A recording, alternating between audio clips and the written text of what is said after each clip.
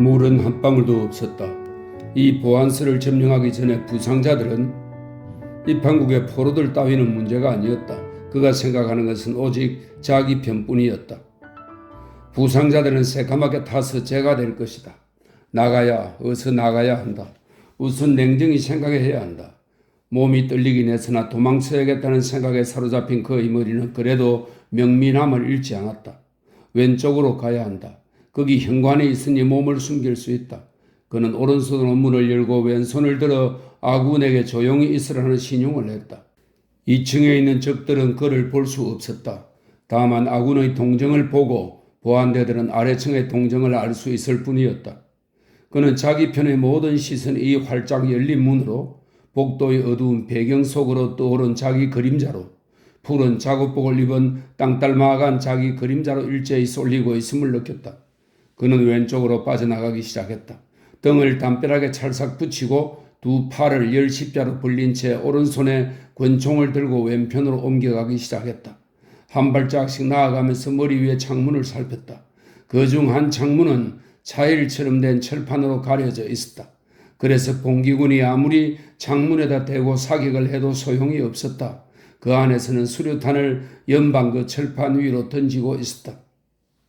놈들이 던지려고 할 땐 수류탄과 손이 보일 테지? 채는 여전히 걸어나가면서 생각했다. 던지는 것을 보면 짐처럼 선뜻 받아서 힘껏 내던져 버려야지. 그는 여전히 개걸음을 멈추지 않았다. 그리 멀리 던지지도 못할 걸 배에 파편을 맞아 불집처럼 될 게다. 그는 계속 걸음을 옮기고 있었다. 코를 찌르는 타는 냄새와 함께 등을 기대고 있던 벽이 갑자기 없어지는 바람에 자기가 지금 창문 앞을 지나가고 있음을 알았다. 그래도 뒤돌아보지는 않았다. 수류탄을 주우면 터지기 전에 위병실 안에나 던져버리자. 창문만 지나면 담벼락이 두꺼우니까 나는 살아남는 셈이다. 위병실에 아직 사람이 있다는 것도 문제가 아니다. 바로 내 손으로 밧줄을 끊어준 사내가 있건 아군의 부상자가 있건 알 게 뭐냐. 봉기군의 그림자는 연기 사이로 보이지 않았다. 왜냐하면 철판에 가린 창에서 눈을 뗄 수가 없었기 때문이다. 그러나 연기 저편에서 자기가 찾고 있는 눈초리들이 있다는 것은 여전히 느끼고 있었다. 창문을 향해 사격이 계속되고 있는데도 2층에 갇힌 보안대 장교들은 지금 밖에서 무슨 일이 일어나고 있는지도 전혀 알아채지 못하는 것이 놀라웠다. 그들은 남은 수류탄이 얼마 없으니까 던지기 전에 목표물을 잘 살펴볼 것이라는 생각이 문득 채연의 머리를 스쳤다. 그러자 마치 그 생각이 어느 그림자에서 생겨나기라도 한 듯이 이번에는 머리가 하나 불쑥 철판 밑으로 나타났다. 봉기군에게는 보이지 않으나 채연에게는 빤히 보였다. 그는 얼결에 지금까지 줄타는 고개사처럼 걷던 자세를 버리고 머리를 향해 눈 어림으로 한 방 쏜 뒤에 후다닥 뛰어나가 현관으로 뛰어들었다. 창문에서 일제 사격이 시작되었다. 방금 그가 섰던 자리에서 수류탄이 터졌다. 채연의 총에 맞지 않은 보안대원은 또다시 총알이 날아올까봐 무서워서 수류탄을 쥔 채 철판 밑으로 손을 내밀기를 주저하고 있었던 것이다. 채는 왼쪽 팔에 충격을 받았다. 탕년달을 죽이기 직전 단도로 찌른 팔의 상처가 공기의 진동에 충격을 받은 것이었다. 상처에서는 또다시 피가 흘러나왔다. 그러나 아프지는 않았다. 붕대를 감은 상처를 손수건으로 꽉 잡아매고 뜰을 여러 번 가로질러 마침내 봉기군 틈에 끼었다. 공격을 지휘하고 있던 동지들은 어두운 골목 안에 모여 있었다. 아니, 정찰병도 보낼 수 없었소? 돌격대의 지휘자는 중국인이었다. 후리후리한 키에 소매가 아주 짧은 옷을 입고 면도를 깨끗이 한 사내였다. 가까이 다가오는 채연의 그림자를 보고 어쩔 수 없었다는 듯 천천히 눈썹을 치켜 올렸다. 전화를 걸러 사람을 보냈어요. 우리는 지금 장갑차를 기다리고 있는 중입니다. 짤막한 대답이었다. 다른 반들의 성과는 어떻소? 시내 보안서의 절반은 점령했어요. 그것뿐이요? 시작치고는 그것만으로도 훌륭한 편입니다. 멀리서 들려오는 총소리는 모두 북쪽 정거장으로 모여드는 그들의 동지들의 진격이었다. 채는 마치 물속에서 바람이 세차게 몰아치는 곳으로 올라온 사람처럼 심호흡을 했다. 벽에 등을 기댔다. 벽 모퉁이가 그들 전대원을 보호해주고 있었다. 차츰 진정되면서 자기가 밧줄을 끊어준 그 포로 생각이 났다. 그대로 놔두면 그만이었지. 무엇하려고 그 녀석 밧줄을 끊어주었단 말인가? 그래 보았자 결국 마찬가지가 아닌가? 그러나 만약 그대로 내버려 두었더라면 다리가 끊긴 채 절망적인 몸부림을 치고 있던 그 사내의 모습이 지금도 자꾸 떠오를 것이 아닌가? 자기 팔의 상처 때문에 문득 호텔에서 죽인 탕년다가 생각났다. 어젯밤과 오늘 아침에 왜 이렇게 줄곧 바보 같은 생각만 했을까? 막상 전투를 겪어보니 죽이는 것처럼 간단한 일은 없었다. 보안사 안에서는 여전히 나무 조각들이 타고 있었고 부상자들은 여전히 다가오는 불길 앞에서 비명을 지르고 있었다.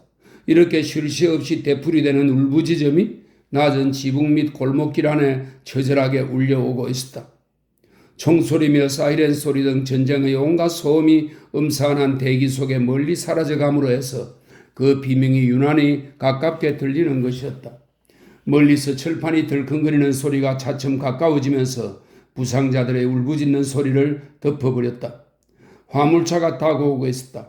그것은 간밤에 부랴부랴 스투르게 장갑차로 개조한 것이었다. 그것은 제멋대로 놀고 있었다. 끼익 하고 차가 쓰자 덜컹거리던 소리도 멎었다. 그러자 울부짖음 소리가 다시 들려왔다. 그들 중에서 보안스에 들어갔다 나온 사람은 오직 첸뿐이었다. 그는 구조대 지휘자에게 사태를 설명했다. 지휘자는 항푸 군관학교 출신이다. 첸은 이 부르주아 청년들로 구성된 구조대보다는 차라리 카토프의 그룹이 와주었으면 했다. 한복판에 무릎을 오그리고 엎어져 죽은 대원들의 죽음을 보고서도 끝끝내 동지들과 완전히 하나로 뭉쳐질 수 없었지만 그래도 그는 자기가 언제나 중국의 부르주아를 미워하고 있다는 것은 알고 있었다. 적어도 그의 희망의 한 전형이 플로레타리아라는 것은 확실했다. 사관은 자기가 할 일을 알고 있었다. 저런 장갑차를 끌고 와보았자 소용이 없군. 지붕도 없으니까. 놈들이 수류탄을 집어넣으면 대번에 날아가 버릴걸. 하지만 우리도 수류탄을 가져왔어. 사관이 입을 열었다. 수류탄을 가진 첸의 부하들은 위병실 안에 있었다. 죽었을까? 둘째 그룹은 수류탄을 얻어가지 못했던 것이다. 저 위에서 해보지. 좋소. 첸이 말했다. 사관은 못마땅한 듯 그를 쳐다보았다. 첸의 의견을 물은 것은 아니었다. 그러나 아무 말도 입 밖에 내지는 않았다. 그는 더벅머리에 수염을 짧게 길렀고 점프에 권총 혁대를 찬 민간인 복장을 하고 있기는 했지만 분명히 군인이었다. 한편 첸은 딱 바라지 몸집에다 푸른 작업복을 걸치고 있었다. 둘은 보안서를 살펴보았다. 문 오른쪽에서는 부상당한 동지들에게로 다가가는 불길에서 솟구치는 연기가 그들의 울부짖음 소리처럼 규칙적으로 뭉클뭉클 흘러나오고 있었다.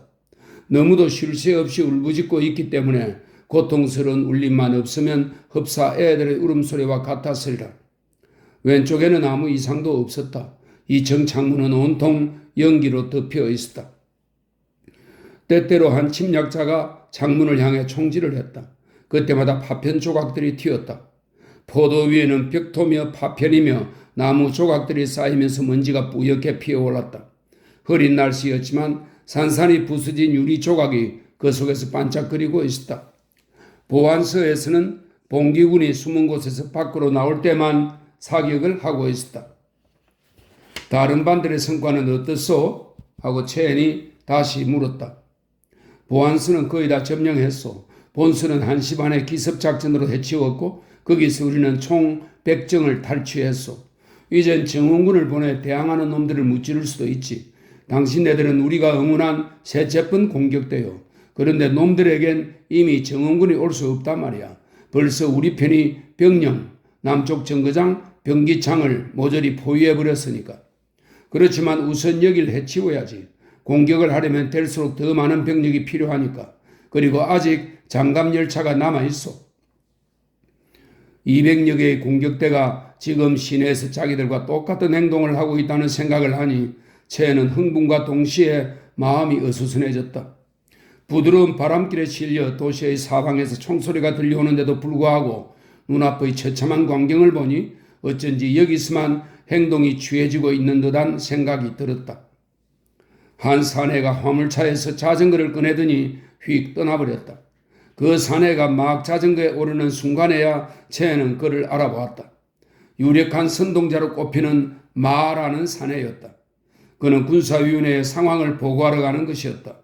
인쇄공인 그는 12살 때부터 중국의 전 인쇄공을 규합하겠다는 희망을 품고 도처에서 인쇄공 조합을 만드는 데 한평생을 바쳐왔다.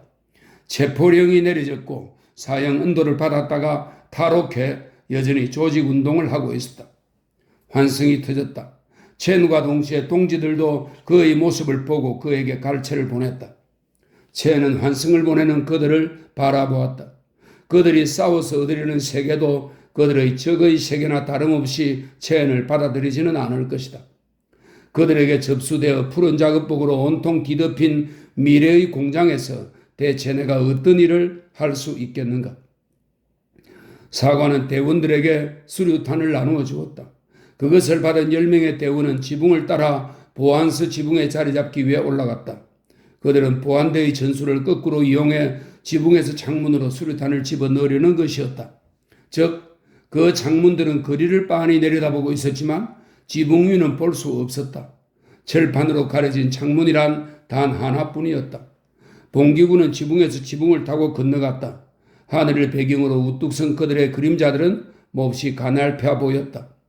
보안서의 사격은 여전히 변함이 없었다. 다만 위병실에서 죽어가는 자들의 울부짖음 소리만이 다가오는 운명을 예감이라도 한 듯 신음소리로 변하고 있었다. 이제는 거의 들리지 않을 정도로 가냘픈 신음소리였다. 마치 목이 눌린 밤벙어리의 입에서 새어나오는 소리 같았다. 대원들의 그림자가 보안서 지붕 용마루에 다다랐다. 그리고 천천히 기어 내려오기 시작했다. 하늘을 배경으로 우뚝 서 있을 때는 첸의 눈에도 잘 보였지만 지금은 그들의 모습이 보이지 않았다. 산모의 고통스러운 비명같이 날카로운 외마디 고함이 주위의 신음소리를 뚫고 들어왔다.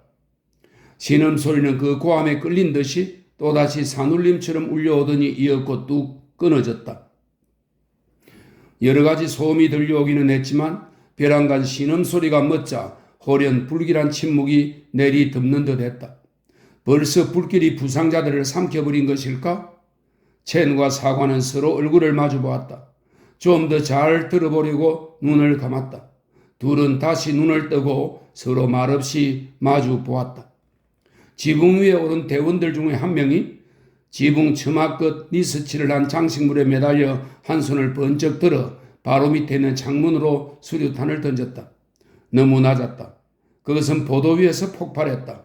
두 번째 것을 던졌다. 이번에는 부상자들이 있는 방으로 굴러 들어갔다. 그 창문에서 비명이 터져 나왔다. 먼저 들리던 비명이 아니고 죽음에 다다라 토막토막 끈기는 비명이었다. 아직 남아있던 고통이 한꺼번에 터져 나오는 마지막 비명이었다. 세 번째 수류탄을 던졌다. 또 실패였다. 그는 장갑 화물차를 타고 온 사람들 중의 한 사람이었다. 파편을 피하기 위해 그는 요령있게 몸을 뒤로 젖혔다. 다시 한번 네 번째 수류탄을 쳐들고 몸을 굽혔다. 그의 뒤로 첸의 대원 한 명이 기어 내려오고 있었다.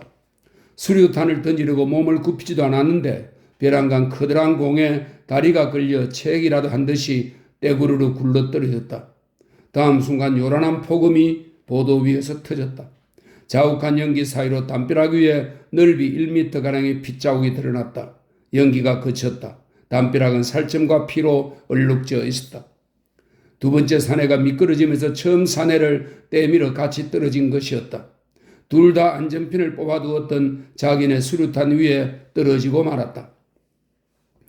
지붕 저편 왼쪽에서 두 그룹의 대원들이 조심스럽게 나타났다. 한편은 부르주아 국민당 소속이고 또 한편은 첸의 대원인 노동자들이었다. 두 사람이 떨어지는 바람에 멈칫해 있다가 다시 지붕을 기어 내려오기 시작했다. 2월 혁명 때 너무도 지독한 고문을 했으므로 이번 봉계는 결사적인 투사들이 많아질 수밖에 없었다. 오른쪽에서도 다른 대원들이 다가왔다. 서로 팔을 붙들고 사슬을 만들어라 하고 첸이 밑에서 소리를 질렀다. 보안소 바로 곁에 있던 대원들이 그 말을 전달했다. 그러자 그들은 서로 손을 잡았다. 맨 꼭대기에 있는 사내가 왼손으로 튼튼한 용마루 장식물을 붙들었다. 수류탄 투하가 시작되었다. 그러나 보안산에서는 반격할 도리가 없었다. 5분 동안에 수류탄 3개가 2개의 창문에 명중했다. 또 하나는 창문을 가린 철판을 격파했다. 다만 한가운데 있는 창문 하나가 아직 맞지 않고 있었다. 이젠 가운데 것을 해치워라 하고 군관학교 출신의 사관이 외쳤다. 채는 그를 쳐다보았다. 이 사내는 지휘하는 것이 대단히 스포츠적인 쾌감을 느끼는 모양이었다. 그는 거의 자기 몸을 보호하지 않고 있었다. 확실히 그는 용감했다. 그러나 그는 자기 부하와 충분히 결속되어 있지 않았다. 채는 자기 부하와 결속되어 있었지만 그래도 충분하지는 않았다. 충분하지 않다. 그는 사관 후보생 곁을 떠났다. 포위된 보안서 측의 사정거리에서 벗어난 길로 건너갔다. 그는 지붕 위로 기어 올라갔다. 용마루에 매달린 사내는 힘이 빠져 있었다. 그가 교대했다. 시멘트와 석회로 된 용마루 장식물을 부상한 팔로 감아쥐고 오른손으로는 사슬 첫머리의 사내의 손을 잡았다. 그래도 그는 자기 고독에서 빠져나올 수가 없었다. 매달린 3명의 사내의 무게가 온통 자기 팔에 걸리고 그 무게가 마치 쇠몽둥이처럼 가슴 속으로 뻗쳐왔다. 수류탄은 보안서 건물 안에서 터지고 있었다. 안에서 사격이 그쳤다. 우리는 지붕 밑의 고미다락 때문에 무사하지. 그러나 오래가지 못할 걸. 이제 지붕이 날아갈 거다. 쟤는 이런 생각을 했다. 죽음이 가까이 있고 또한 동지들의 무게가 자기 몸을 둘러 찢을 듯이 당기고 있는데도 불구하고 쟤는 그들과 하나가 될 수 없었다. 이렇게 피를 같이 흘려도 소용이 없단 말인가? 밑에 있는 사관 후보생은 영문도 모르고 그저 물끄러미 쳐다볼 뿐이었다. 첸의 뒤로 올라온 사내가 그와 교대하겠다고 나섰다. 그래, 이번엔 내가 던져보지. 첸은 그 사내와 교대했다. 맥이 풀린 팔 근육으로 끝없는 절망이 섬이 올라왔다. 가느다란 눈에 매처럼 생긴 그의 얼굴이 긴장한 채 움직일 줄 몰랐다. 그는 눈물이 주르르 콧등을 타고 흘러내리는 것을 느끼고 그 자신도 어리둥절했다. 신경과민인걸? 그는 속으로 중얼거렸다. 그는 주머니에서 수류탄을 꺼내들고 사슬처럼 서로 손을 붙잡은 대원들의 팔을 짚고 내려가기 시작했다. 그러나 방금 그들을 붙들고 용마루에 매달려 있노라고 기운이 다 빠져 팔에 맥이 풀려 마음대로 놀릴 수도 없을 것 같았다. 그 사람의 사슬은 지붕의 경사가 시작되는 맨 꼭대기 용마루에 세운 장식물에 의지해 사방으로 뻗어내리고 있었다. 거기서는 가운데 창문에 명중시키기가 거의 불가능했다. 지붕 처마 끝까지 온 채는 지금까지 수류탄을 던지고 있던 사내의 손을 놓고 그의 다리에 매달렸다. 그러고는 처마 밑으로 내려가서 빗물바지 홈통을 타고 내려갔다. 창문에 손이 닿기에는 너무 거리가 멀었지만 수류탄을 던지기에는 꼭 알맞게 가까웠다. 동지들은 꼼짝도 못하고 그의 거동을 바라보았다. 마침 1층 바로 위 쑥 나온 것이 있어 발을 디디고 설 수 있었다. 팔의 상처가 거의 아프지 않은 데는 자기도 놀랐다. 왼손으로 배수관의 쇠고리를 잡고 첫 수류탄을 들고는 안전장치를 뽑았다. 이 수류탄이 바로 내 밑 도로에 떨어지는 날엔 내가 죽는 판이다. 그 자세로 낼 수 있는 힘을 다 내어 힘껏 던졌다. 수류탄이 곧바로 들어갔고 안에서 터졌다. 밑에서는 다시 사격이 시작되었다. 마지막 방에서도 쫓겨나온 보안대원들은 마구 총질을 하며 활짝 열려있는 문으로 마치 놀란 장님들처럼 서로 밀고 밀리며 튀어나왔다. 지붕에서, 현관에서, 창문마다에서 봉기군들이 쏘아댔다. 하나하나 계속해서 쓰러졌다. 시체는 문 언저리에 너저분하게 깔리고 앞으로 나아가면서 차츰 여기저기 흩어져 있었다. 사격이 멎었다. 채는 배수관을 타고 밑으로 내려갔다. 발밑이 잘 보이지 않았다. 그래서 어느 시체 위로 뛰어내렸다. 사관 후보생이 보안서 안으로 들어갔다. 첸도 아직 쓰지 않은 수류탄을 주머니에서 꺼내들고 따라 들어갔다. 한 걸음 한 걸음 들어갈수록 부상자들의 신음소리가 그쳤다는 것을 똑똑히 의식했다. 위병실에는 시체밖에 없었다. 부상자들은 까맣게 타 있었다. 2층에도 시체와 몇몇 부상자가 있었다.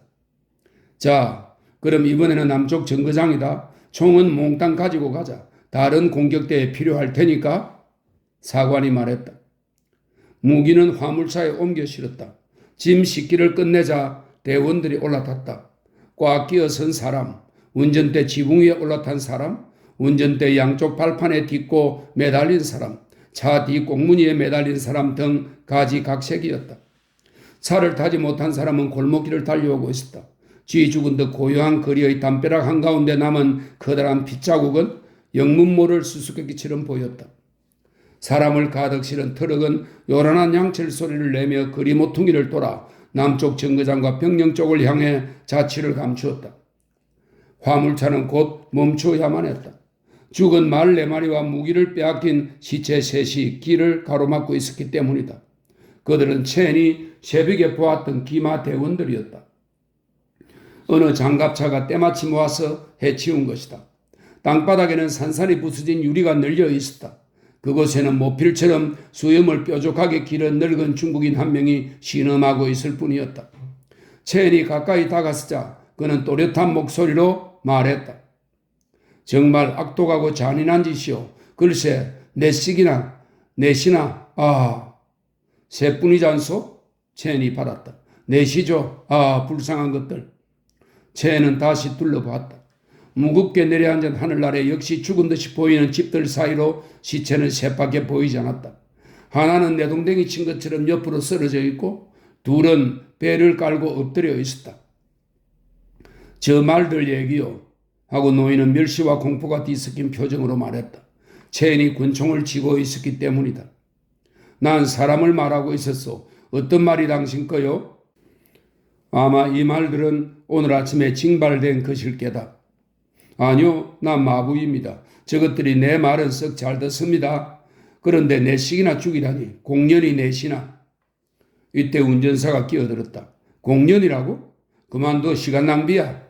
하고 첸이 가로막았다. 그는 대원 2명의 손을 빌려 말의 시체를 안쪽으로 옮겼다. 화물차가 지나갔다. 거기 맨 끝에 다다랐을 때 운전대 옆발판에 걸터앉아있던 첸은 문득 뒤를 돌아보았다. 늙은 마부는 잿빛 거리에서 시체들 틈에 검은 덩어리처럼 끼어앉아 탄식하고 있었다.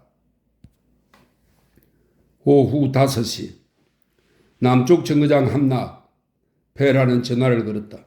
여러 사람들과 전화로 만날 약속을 하고 있는 동안에도 국제상업회수의 일부 인사들은 현 사태에 간섭하는 일에는 일체 반대하고 있었다. 그러나 그는 상하이에서 제일 큰 신문을 마음대로 조종할 수 있었다. 상하이 봉기의 진전 상황이 하나하나 귀에 들어오고 있었다. 그는 자기 혼자 조용히 전화를 걸고 싶었다. 그는 자기 방으로 돌아왔다. 방금 온 마르샬이 자기 방에서 장제스 장군의 사절과 담판하고 있었다. 장군의 사절은 보안국에서도 그의 자택에서도 만나려 하지 않았던 것이다. 페라리 문을 열기 전에 그 소리가 요란스럽게 울려오기는 했지만 그래도 방 안에서는 얘기 소리가 들려왔다. 나는 여기서 대체 무엇을 대표하고 있는 것일까요? 프랑스의 이해관계는 그러나 내가 어떤 협조를 약속할 수 있겠습니까? 프랑스 총영사께서도 당신의 확실한 대답을 들어야겠다고 말씀하시더군요. 당신은 우리 중국인을 매우 잘 알고 계시니까요. 중국인은 이렇게 대답하고 있었다. 끈기 있고 냉정한 의소였다. 방 안의 전화가 울렸다. 시의회가 함락되었다. 마르샬의 전화 내용을 되뇌었다. 그러나 의조가 바뀌며 다시 말을 시작했다. 물론 이 나라 일반 사람들에 관해서 내 경험에서 얻은 어떤 심리적 지식이 없다고는 할 수 없지요. 심리와 행동, 이게 제 직업이니까요. 그것에 의해서 그런데 만약 우리 중국을 위해서뿐만 아니라 당신 조국을 위해서 위험천만한 인물이 즉 문명의 평화를 위해 매우 위험한 인물들이 늘 하던 버릇대로 이번에도 조개 안으로 도망쳐 들어온다면 어떻게 될까요? 국제경찰은 그게 바로 초점이었다. 이 사내는 국공분열이 생길 경우 마르샬이 과연 코무니스트 수령들을 조개 안에 피난하도록 내버려 둘지 어떨지 속을 떠버리는 거지. 페라는 방으로 들어서며 이런 생각을 했다. 국제경찰은 우리에게 모든 우호적인 조치를 취하겠노라고 약속했습니다. 그런데 프랑스의 조개의 경찰은 어떠실지 선처할 겁니다. 하지만 이 점만은 유의해 주시기 바랍니다. 즉 러시아 여자를 제외하고 백인 여자들과는 시끄러운 일이 없도록 해 주시오. 아까 그 점에 관해서는 엄중한 지시를 내려두지요. 하지만 아까도 말씀드린 것처럼 이건 공식적인 것이 아니요. 현대적으로 꾸민 방안벽에는 장밋빛 시대의 피카소 그림 몇 폭과 에로틱한 프라고나르의 스케치 한 폭이 걸려 있었다. 두 사람은 검은 돌로 새긴 당나라 때의 큼직한 관음상을 사이에 두고 마주서서 이야기하고 있었다. 관음상은 클라피커의 권유로 사들인 것인데 지조로는 가짜로 여기던 것이다. 중국인은 콧등이 굽은 젊은 대령으로 목까지 단추를 올려 채운 사복을 입고 있었다. 우리 당을 대신해 감사드립니다. 공산주의자들은 괘씸하기 짝이 없는 배반자들입니다. 그들은 가장 충실한 동맹자인 우리를 배반했습니다. 우리들은 국공이 협력할 것과 그리고 사회적인 문제는 조국이 통일된 뒤에 문제 삼을 것을 타협했던 것입니다. 그런데 그때를 기다리지 못하고 그들은 벌써 사회 문제를 꺼내는 것입니다. 그들은 우리들의 협정을 존중하지 않습니다. 그들은 중국을 건설하려는 게 아니라 소비에트를 건설하려는 것입니다. 우리 군대의 전사자들은 결코 소비에트를 위해 죽은 것이 아닙니다. 중국을 위해 죽은 것입니다. 공산주의자들은 어떤 짓이라도 하는 놈들입니다. 국장님, 그러기에 저는 장제스 장군의 신변 안전을 도모하려는 데 대해 프랑스 경찰의 편의를 봐주실 수 있는지 당신께 묻고 싶은 것입니다. 그가 국제경찰에 대해서도 이와 같은 것을 부탁했으리라는 것은 명백한 일이었다. 좋습니다. 당신네 경찰 책임자를 보내주십시오. 여전히 쾌니시죠? 마르샬의 대답이었다. 아직 그 사람입니다. 그런데 국장님, 로마 역사를 연구하신 적이 있으십니까? 물론 있지요. 야학에서나 했겠지. 베라는 속으로 중얼거렸다. 전화가 다시 걸려왔다. 마르샬이 수화기를 들었다. 다리는 전부 점령되었다. 하고 다시 뉴스를 전하고는 수화기를 놓으며 말을 이었다. 15분 후면 봉기군은 중국 시가를 점령할 것입니다. 중국인은 국장의 말도 들리지 않는 듯 얘기를 계속했다. 내 의견으로는 사회 풍기의 부패가 로마 제국을 망친 것이라고 봅니다. 매우 기술적인 매음 조직, 예를 들면 경찰 조직에서 볼 수 있는 그런 유럽적인 조직이 로마 제국의 지도자들만큼도 못한 항크의 지도자들을 완전히 타락시켜 버리라고 생각하지 않으십니까? 그것도 일리 있는 생각이군요. 하지만 로마 이해가 그대로 적용되리라고는 생각지 않는데요. 어쨌든 그것은 심각하게 생각해 볼 필요가 있겠습니다만 유럽인들은 자기들을 닮은 부분밖에는 결코 중국을 이해하지 못합니다. 침묵. 페랄은 재미있었다. 그 중국인에게 호기심이 일어났다. 남을 경멸하는 듯이 뒤로 젖힌 머리, 그러면서도 그 거북스러운 기색. 항크우는 매춘부 행렬에 뒤덮이고 말았다. 그래도 이 사내는 코뮤니스트들에 관해서도 제법 알고 있군. 거기다 정치 경제학 지식까지 가지고 있으렸다. 놀라운 친구인데? 베랄은 이런 생각을 하고 있었다.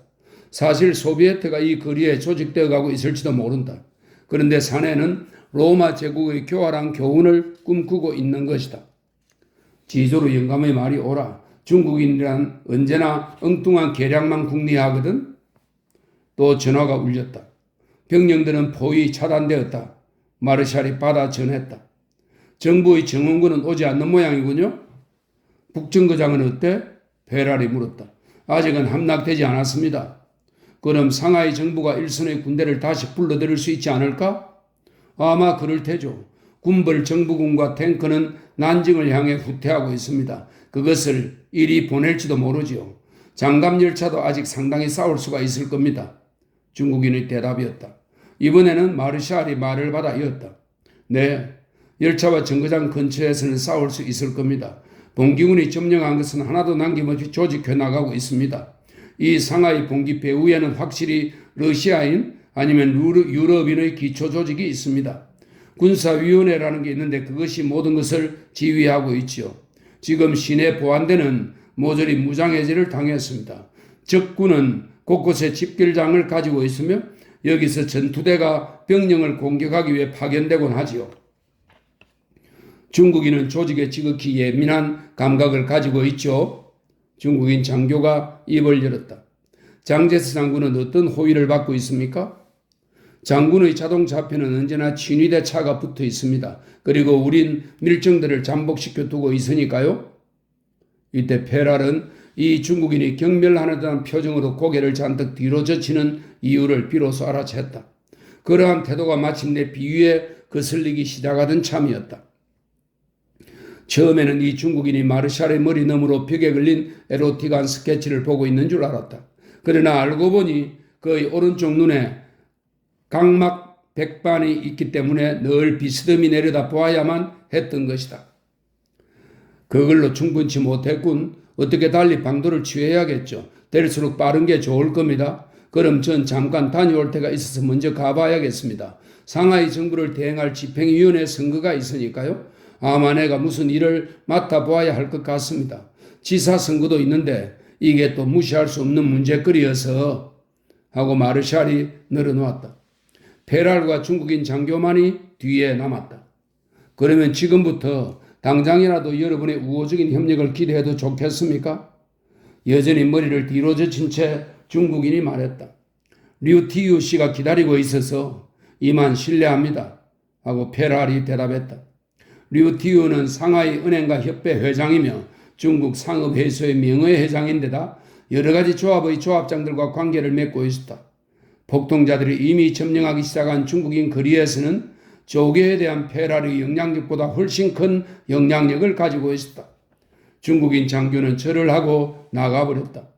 페랄은 2층으로 올라갔다. 구석구석에 고대 중국의 미술품으로 장식한 현대식 사무실 한 구석에 과연 류티유가 기다리고 있었다. 그는 백발이 된 상고머리와 똑같이 하얀 재킷 위에 역시 흰 칼라 없는 웃옷을 입고 두 손은 안락의자의 니켈로 도금한 팔걸이 위에 가지런히 얹고 앉아 있었다. 온 얼굴이 흡사 입과 턱만으로 된 듯했다. 정력이 전륜한 늙은 두꺼비 그런 인상이었다. 페랄은 앉지 않고 선체로 이야기를 꺼냈다. 공산주의자들과 결판을 내릴 결심은 이미 하셨겠죠? 묻는 것이 아니고 단정을 내리는 의조였다. 우리도 물론 결심했습니다. 그는 어깨를 앞으로 내밀고 왔다 갔다 하며 걷기 시작했다. 이었고 다시 말을 이었다. 장제스 장군도 머지않아 중공과 손을 뗄 작정입니다. 페랄은 지금까지 중국인의 얼굴에서 의욕의 빛이라는 것을 본 적이 없었다. 도대체 이 중국인은 내 말을 믿는 것일까? 그는 담뱃갑을 그에게 내밀었다. 이 담뱃갑은 그가 금년을 결심한 이후 그의 책상 위에 줄곧 뚜껑이 열린 채 놓여 있었다. 마치 이것을 끊임없이 바라보며 손을 대지 않음으로써 강인한 그의 성격을 확인하려는 듯이. 우리는 장제스 장군에게 협력해야 합니다. 이것은 당신에겐 사느냐 죽느냐의 문제입니다. 현 정세를 그대로 내버려 둘 수는 없습니다. 군대의 후방 시골에서는 벌써 코뮤니스트들이 농민 동맹을 조직하기 시작했습니다. 이 동맹은 제일 먼저 채권자의 권리 박탈을 선포할 것입니다. 페랄은 일부러 고리대금 업자라는 말을 피했다. 당신의 거대한 자본의 대부분이 지방에 있고 당신이 은행에 예금한 돈도 그 대부분이 토지에 의해 보정되어 있는 것입니다. 소비에트화한 농민이란 아무리 공산당일지라도 설마 중국 땅에 소비에트를 만들려고 하진 않겠죠. 농담은 그만합시다. 동맹이건 소비에트건 어쨌든 코뮤니스트 조직은 토지를 국유화하고 채권의 무효를 선언하고 있습니다. 그렇게 되는 날이면 그 두 가지 조치는 그것이 있기 때문에 외국이 당신에게 신용 대부한 중요한 담보물을 무효로 해버립니다. 일본이나 미국에 있는 내 친구들의 것까지 계산하면 10억 프랑이 넘습니다. 이렇게 많은 금액을 지금 마비 상태에 빠진 상업으로서 보정하겠다는 것은 말이 안 되죠. 그리고 우리들의 대여금은 불문에 붙인다 하더라도 공산주의자들의 그런 법령이 실현되는 날에는 중국의 모든 은행이 하루아침에 파산할 것은 뻔한 일일 겁니다. 국민당이 그렇게 하도록 내버려 두지 않을 겁니다. 국민당이 어디 있어요? 있는 것은 남의사와 적색분자들 뿐입니다. 그들이 서로 사이가 나쁘면서도 지금까지 타협해 온 것은 장제스 장군에게 돈이 없었기 때문이죠. 그러나 상하이가 일단 점령된다면 장제스 장군은 내일이라도 세관의 수입으로 군대의 급료를 거의 지불할 수 있게 되죠.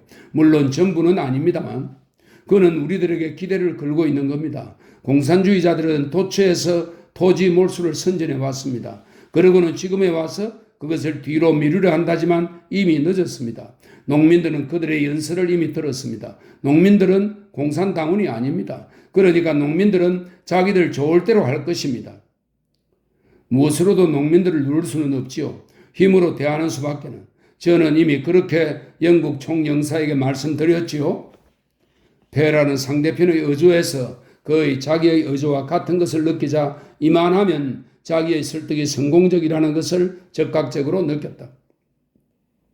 그들은 이미 토지 몰수를 시작했습니다. 장제스 장군은 과연 그들이 하는 짓을 그대로 좌시하지 않을 결심을 했습니다. 그는 장교들이나 또는 그 친척들이 소유한 토지에는 절대로 손대지 않도록 명령을 내렸습니다. 그래서 마땅히 우리는 모든 장교의 친척이죠. 중국 안에 있는 지주치고 장교의 친척이 아닌 사람이 어디 있나요? 류는 빙긋이 미소를 지었다. 폐라는 중국의 족보 따지는 법을 모르는 바 아니었다. 또 전화가 울렸다. 병기창이 포위되었다. 폐라는 뉴스를 받아 외웠다. 상하이 정부의 건물은 모두 점령당한 셈입니다. 국민당 북벌군이 드디어 내일 상하이에 들어올 것입니다. 문제는 지금 당장 해결해 두어야만 합니다. 제 말을 잘 새겨 들어주십시오. 공산당 선전의 결과로 지주들은 많은 토지를 빼앗기고 있습니다. 장제스 장군은 이 사실을 묵인하든지 아니면 토지를 빼앗는 놈들을 죽이라는 명령을 내리든지 해야 합니다. 황크의 적색 정부는 그런 명령을 받아들일 수는 없을 겁니다. 황크 정부는 결국 타협하겠죠. 당신은 황크의 영국 조개가 회수당한 뒤에 영국 회사들의 주식이 어떻게 되었는지 잘 아실 테죠. 어쨌든 토지를 합법적으로 그 소유자한테서 빼앗아갈 때는 당신의 지위가 어떻게 된다는 것도 짐작하실 겁니다. 장제스 장군은 지금 당장 적색분자들과 손을 끊어야 한다는 것을 알고 있고 또한 그렇게 엄명하고 있습니다. 그의 정책에 협력해 주시겠습니까? 어떻습니까? 류는 어깨를 움츠리고 침을 뱉었다. 그는 눈을 감았다. 다시 눈을 뜨며 흔히 볼 수 있는 고리대금 업자의 교활한 눈초리로 폐라를 쳐다보았다. 얼마나 필요합니까? 50만 달러. 그는 또 침을 뱉었다. 우리들만으로? 그렇습니다. 그는 다시 눈을 감았다. 하늘을 찌는 듯한 총소리가 잇따라 들리는 가운데 몇 분씩의 간격을 두고 장갑열차에서 쏘는 포소리가 총소리를 덮어버리듯이 들려왔다.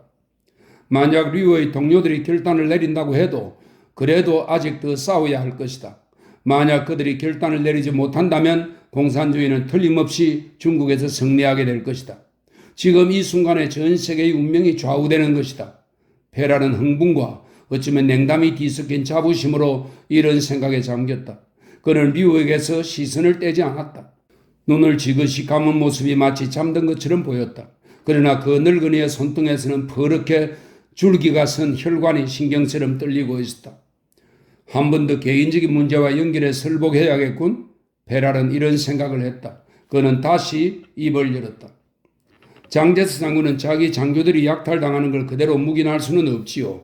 그래서 적색분자들은 그를 암살하기로 결정했다는 겁니다. 장군도 알고 있는 일입니다. 며칠 전부터 그런 소문이 떠돌고 있었다. 그러나 페랄은 그 말을 하면서도 속으로는 의심을 품고 있었다.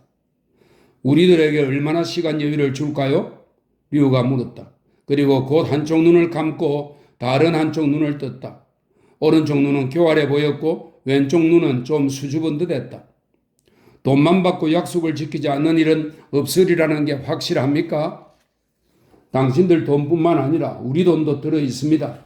그리고 지금 약속 같은 게 문제가 아닙니다. 장군은 그렇게 하는 것 외에 딴 도리가 없는 것입니다. 제 말을 잘 새겨들어 주십시오. 그는 당신네들이 돈을 바치기 때문에 공산당을 무찌르려고 하는 것이 아닙니다. 그와 반대로 그가 공산당을 반드시 무찔러야만 하기 때문에 당신네는 군자금을 각출하는 겁니다. 친구들을 모아보겠소. 페라는 중국의 관습과 지금 말하고 있는 늙은이의 세력을 잘 알고 있었다. 당신의 의견은 어떠신지요? 이대로 나간다면 장제스 장군이 한쿠 측에 질지도 모르지요. 거기엔 20만의 실업자가 있으니까요. 만일 우리가 그를 돕지 않는다면 틀림없이 그렇게 될 테죠. 50만이다. 그건 적지 않은 돈인데. 그는 드디어 페라를 똑바로 쳐다보았다. 하지만 그러다가 나중에 당신이 공산당 정권에 빼앗길 금액을 생각하면 훨씬 적은 편이죠. 전화가 울렸다. 장갑열차가 고립됐다. 뉴스를 받고 나서 페랄은 다시 설명했다. 상하이 정부가 나가 있는 군대를 도로 불러들이고 싶어도 이젠 꼼짝 못하게 되었군요. 그는 손을 내밀었다. 리우는 악수를 하고 방에서 나갔다.